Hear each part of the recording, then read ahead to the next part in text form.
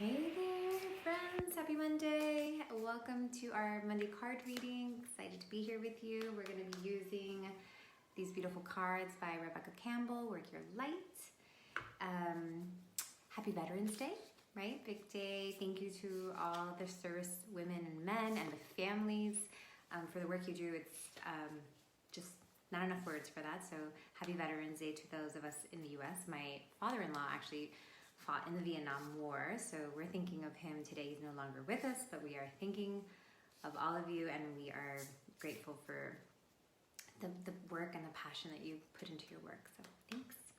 All right, so feeling into today's energy, we're definitely in a place of releasing the old. If there's just an energy going around that if you're ready to release what no longer serves you, the energy is kind of it's helping that.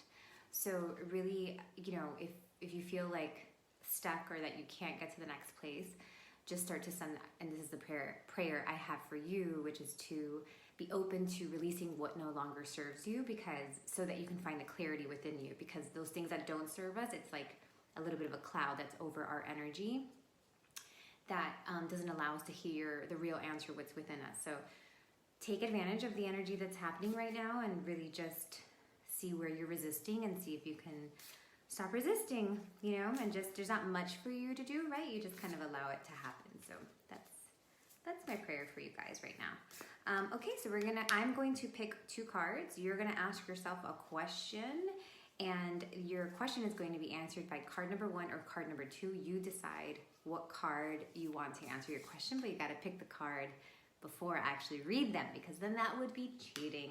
You can also pick both cards, all right? So let's do this.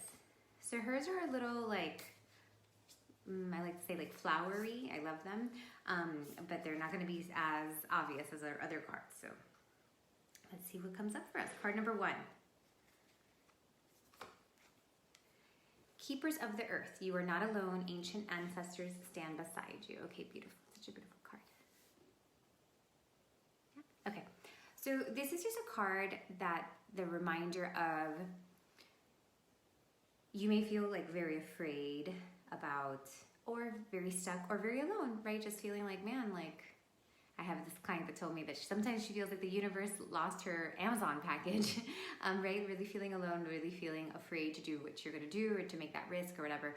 And this is just a reminder that you are not alone, that you are completely protected and assisted. So you have, of course, the divine God source with you.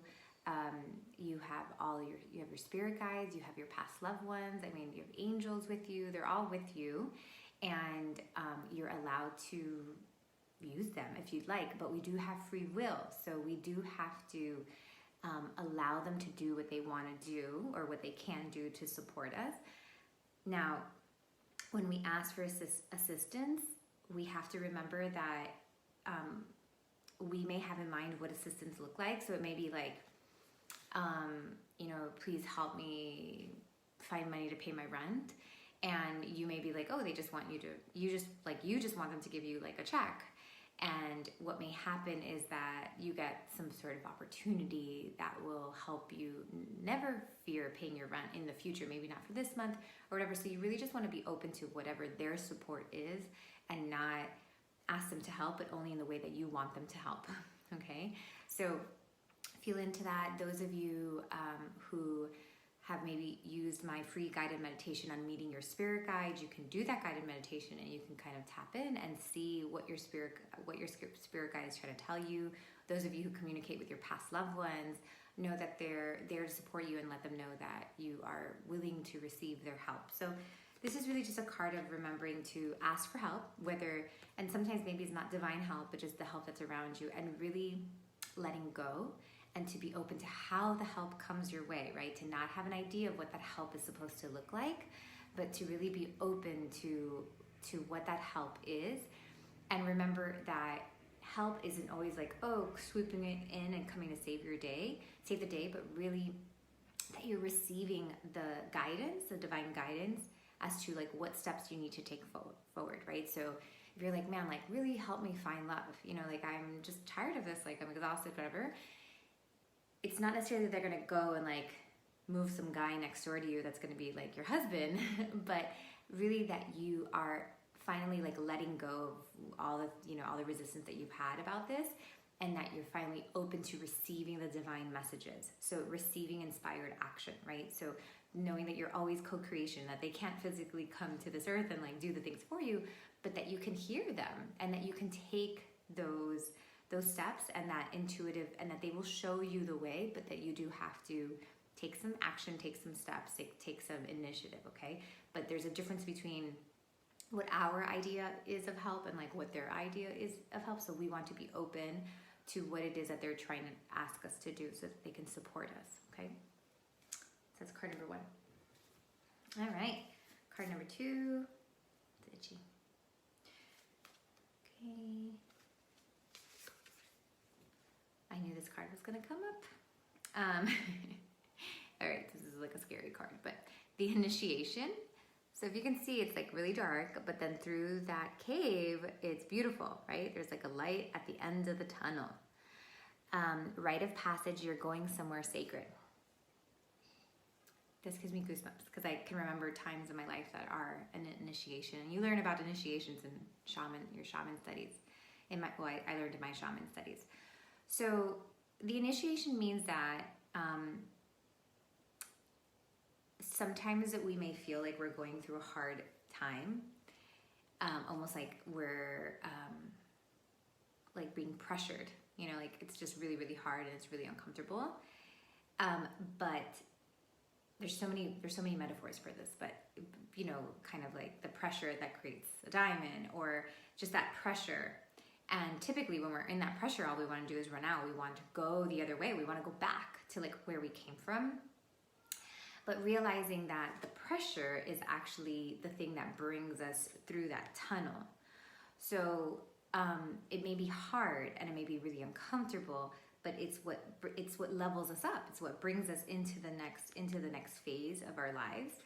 So, you know, when you're trying to bring something new into your life, you're going to experience discomfort. That's just kind of because what you're doing currently, what makes you comfortable, is not producing the thing that you want. So that might be love, like, right? Like that, like, well, the way you're living and the way you're doing things is not producing love. So you're gonna have to do things that make you feel uncomfortable. It might be like, I have to put myself on apps, I have to go on dates, I have to tell people that I'm, you know, whatever it may be. And that process may feel very uncomfortable to you. Or I have to start to say no to things that I used to like easily say yes to. I'm trying to lose weight, and that phase into getting to where I lose weight is like really uncomfortable for me, right? So it is the rite of passage, it's the initiation that actually brings us into the next level. So to do our best to not run away from feeling really uncomfortable. And it's like crazy because if you notice, the rite of passage is really dark.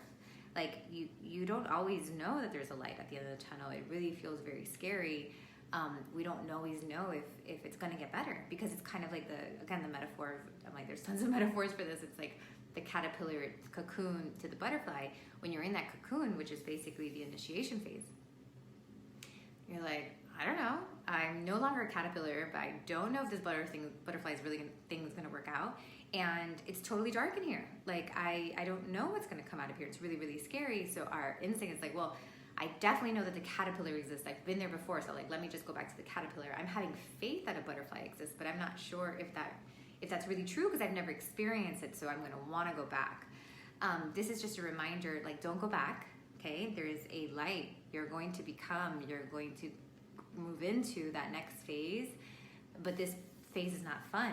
You know, and it could be fun, right? If you want it to be, but it's not always super comfortable, and it's going to make you feel really uncomfortable. But to not take that as a sign to run away, to make sure that you understand where you are in life, okay? So it's a scary card, but it's an amazing card. It just means that you are evolving, you are becoming the butterfly. So just in this place, keep moving forward, and you got to give yourself a lot of self-care, a lot of self-love, and almost seek the things that make you feel uncomfortable, because the more you feel uncomfortable is actually the more you are on path. So knowing that that's part of it and to enjoy that. All right, guys. I hope you enjoy these cards. Card number 1, card number 2. Thank you for being here, and I will see you next week.